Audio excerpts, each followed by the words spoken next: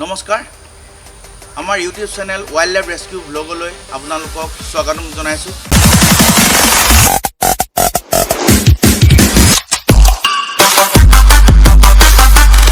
নমস্কাৰ, সকলোৰে নিশ্চয় ভাল। আজি নতুন এটা সাপৰ বিষয়ে আপোনালোকক জনাব বিচাৰিছোঁ। আপোনালোকে নিশ্চয় ভিডিঅ' আৰম্ভণিতে গম পাইছে কি সাপৰ বিষয়ে ক'বলৈ গৈ আছোঁ। হয়, ৰেড নেক কিলবেক অৰ্থাৎ বাটচুপা সাপৰ বিষয়ে আজি আপোনালোকক জনাব বিচাৰিছোঁ। বহুতে ভাবি থাকে যে এই সাপটো অবিষাক্ত, সেইটো কনফিউজন দূৰ কৰিবৰ কাৰণে আজি এই ভিডিঅ'টো আৰম্ভ কৰিছোঁ। আহক আমি ভিডিঅ'টো আৰম্ভ কৰোঁ। ৰেড নেক কিলবেক বাটৰাজ অৰ্থাৎ বাটচুপা সাপ। এই সাপবিধক লৈ পেলাই বহুতৰ কনফিউজন হৈ থাকে আৰু বহুতে ভাবে যে এই সাপবিধৰ বিষ নাই অৰ্থাৎ অবিষাক্ত, আৰু সেইবাবে বহু লোকে এই সাপবিধ ধৰিবলৈ বা ওচৰলৈ যাব বিচাৰে। আজি আপোনালোকক এই ভিডিঅ'টোৰ যোগেদি জনাব বিচাৰোঁ যে বাটৰাজ অৰ্থাৎ ৰেড নেক কিলবেক এই সাপবিধ সম্পূৰ্ণৰূপে বিষাক্ত সাপ। এই সাপবিধে যদি আপোনাক দংশন কৰে, সময়মতে হস্পিটেললৈ যদি নিয়াৰ ব্যৱস্থা কৰা নহয়, তেতিয়া সেই দংশন কৰা লোকজনৰ মৃত্যু হ'ব পাৰে। এই সাপবিধে কেতিয়াবা আপোনালোকৰ ঘৰত সোমাব পাৰে, কাৰণ আপোনালোকৰ ঘৰৰ আশে পাশে চুক ভেকুলী থাকে আৰু চুক ভেকুলী খাবলৈ এই সাপবিধে মানুহৰ ঘৰত সোমায়, কাৰণ এই সাপবিধৰ প্ৰধানত খাদ্য হৈছে ভেকুলী। এই সাপবিধ সাধাৰণতে মানুহৰ ঘৰৰ আশে পাশে পুখুৰী, খেতি পথাৰ, ঘাঁহনি আদিত থাকে।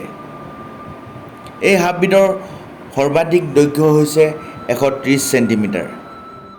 আপোনালোকক জনাব বিচাৰোঁ যে পৃথিৱীৰ ভিতৰতেই একমাত্ৰ ৰেড নেক কিলবেক অৰ্থাৎ বাটচুপা এই সাপবিধ ভেনামাছ আৰু পয়জনিয়াছ। এই সাপবিধৰ ভেনামো আছে আৰু গোটেই বডিত পয়জনো আছে। সেইবাবে এই সাপবিধক অন্য সাপে কেতিয়াও ভক্ষণ নকৰে বা অন্য চৰাই চিৰিকটিয়ে কেতিয়াও ভক্ষণ নকৰে। যেনে হেন, চিলনী যিবিলাক চৰায়ে সাপ ভক্ষণ কৰে, এই সাপ ভক্ষণ কৰা চৰাইবিলাকে কিন্তু এই বাটৰাজ সাপটোক কেতিয়াও ভক্ষণ নকৰে, কাৰণ এই সাপবিধক যদি ভক্ষণ কৰা যায় তেতিয়া সেই পক্ষীবিধৰ মৃত্যু হ'ব পাৰে, কাৰণ এই সাপবিধৰ গোটেই বডিত, গোটেই শৰীৰত পয়জন আছে। এটা গুৰুত্বপূৰ্ণ কথা যে এই সাপবিধৰ বিষ দাঁত দুটা কিন্তু বেলেগ সাপৰ দৰে আগত নাই।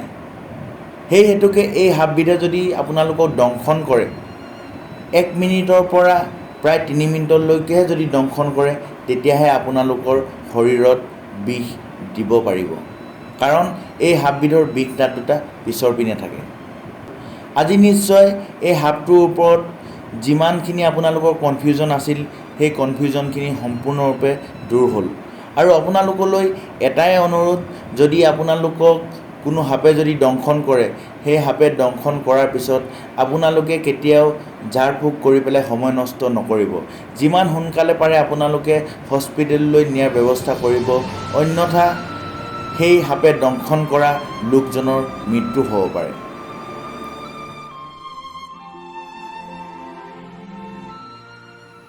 আপোনালোকে আজি এই ভিডিঅ'টো চাই পেলাই নিশ্চয় উপকৃত হ'ল, আৰু নতুন নতুন সাপৰ বিষয়ে জানিবলৈ আপোনালোকে আমাৰ এই চেনেলটো ছাবস্ক্ৰাইব কৰি ৰাখিব। আৰু যদি আপোনালোকে কিবা বেলেগ ধৰণৰ সাপৰ বিষয়ে আপোনালোকে জানিব বিচাৰে, তেতিয়াহ'লে আপোনালোকে কমেণ্ট বক্সত কমেণ্ট কৰি আপোনালোকে ছাজেশ্যন দিব পাৰে যে এই সাপটোৰ বিষয়ে জানিব বিচাৰোঁ। আপোনালোকে নিশ্চয় এই ক্ষেত্ৰত আমাক সহায় সহযোগ কৰিব। আৰু শেষত আপোনালোকলৈ এটাই অনুৰোধ, সকলোৱে যাতে প্ৰকৃতিৰ সৈতে বন্ধুত্ব স্থাপন কৰি কাম কৰি যায়। গো গ্ৰীণ।